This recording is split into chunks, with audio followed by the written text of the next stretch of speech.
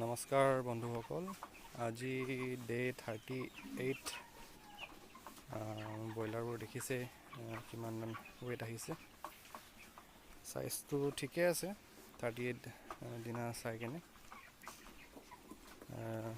আৰু এতিয়া প্ৰায় দিনৰ 2টামান বাজিছে। দানা খাই মেলি সিহঁতি পঢ়ি আছে, অলপ আৰাম কৰিছে। দেখিব পাইছে ঠিকেই আছে। আৰু মৰ্টেলিটি হৈ আছে এটা দুটা, নাই হোৱা বুলি নাই কোৱা। আৰু মোৰ ইয়াত 150 ব্ৰইলাৰ আছিলে। প্ৰায় মোৰ 7টামান মৰ্টেলিটি হ'ল এতিয়ালৈকে। আৰু মই ঠাণ্ডা নোহোৱাবলৈ ছাইডৰ পাল চাপ এৰুৱাই নাই, ওপৰতো আছে। আৰু দিনত ছাইডৰ পাল উঠাই দিওঁ এটা ছাইডে। মই দানা খুৱাই আছোঁ আপোনাৰ গডৰেজৰ, এইটো ইলাইট ব্ৰইলাৰ ফিনিচাৰ। ভাল, এইটো ইমান বেয়া নহয় দানাটো, খালি অলপ দাম আছে। আৰু 2640 টকা এইটো ফিনিচাৰটো। আৰু মই মেডিচিন খুৱাই আছোঁ কি খুৱাই আছোঁ দেখাই আছোঁ। এইটো মেনকাইণ্ড কোম্পানীৰ হেপাৱেজ লিভাৰ টনিক হয়। 240 ৰুপিজ আপোনাৰ MRP। আৰু দেখিছে কিমান দিব লাগে। ব্ৰইলাৰ হ'লে 20 ml per 100 বাৰ্ডছ। আৰু মই মাল্টিভিটামিন দিছোঁ ভিমাৰেল। এইটো 60 ml হয়, 102 টকা MRP। এইটো পাৰ 100 বাৰ্ডছত মই 5 ml কে দিওঁ।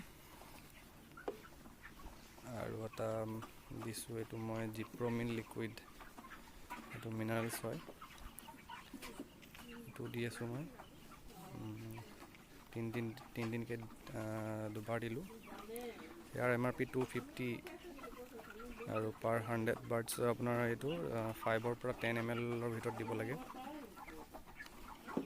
আৰু এটা দিছোঁ মই, এইটো গ্ৰভিপ্লেক্স ভিটামিন B কমপ্লেক্স। এইটো 500 ml হয়। ইয়াৰ MRP আপোনাৰ 85 হয়। আৰু ইয়াক 15 পৰা 20 ml দিব লাগে পাৰ 100 বাৰ্ডছ। আৰু মই কেলচিয়াম দিছোঁ অষ্টভেট, এইটো ভাল, এইটো ভাৰবেক কোম্পানীৰ হয়।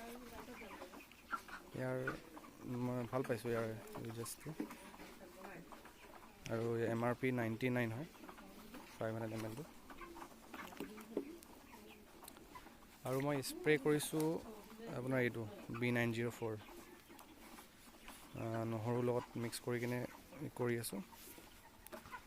ইয়াৰ MRP 256। আপোনাৰ 1 লিটাৰ পানীত 4 ml কে দিব লাগে। ব্ৰইলাৰ থকা অৱস্থাটো কৰিব পাৰে আপুনি। এইটো বহুত ভাল, এইটো মই কৰি আছোঁ এতিয়া। আৰু মাজতে অলপ CRD লগা নিচিনা দেখোঁতে মই এইটো দিছিলোঁ, এণ্টিবায়'টিক এনৰ'ফ্লক্সিচিন। এইটো দিলোঁ 3 দিন, ঠিকেই, ইমান বেয়া নহয় এইটো। আৰু দেখিছে আৰু লিটাৰটো ইমান এটা লেতেৰা হোৱা নাই, ঠিকে আছে। এতিয়া মই ৰেকিং কৰা নাই এইটো লিটাৰটো। আজি 38 ডেইজ হ'ল যেতিয়া। এতিয়া ৰেকিং কৰিলে গেছ ওলাব ইয়াৰ ভিতৰত, মানে তলত যিটো লেয়াৰ সিহঁতৰ গুটো পৰি গ'ল, সেইটোৰ পৰা গেছ আহিব পাৰে। সেইকাৰণে মই ৰেকিং কৰা নাই। আৰু চেল কৰিম আৰু 2-3 দিনৰ ভিতৰত চেল ষ্টাৰ্ট কৰিম। আৰু যেতিয়া লেটাৰটো অকণমান তিতি যায়, তেতিয়া মই ওপৰতে কাঠৰ গুড়িটো অলপ ছটিয়াই দিওঁ। এতিয়া অলপ শুকান হৈ থাকে আৰু লিটাৰটো।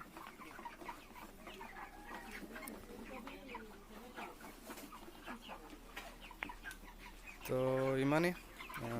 ভিডিঅ'টো ভাল লাগিলে লাইক কৰিব, আৰু কিবা প্ৰশ্ন থাকিলে কমেণ্ট কৰিব। ধন্যবাদ।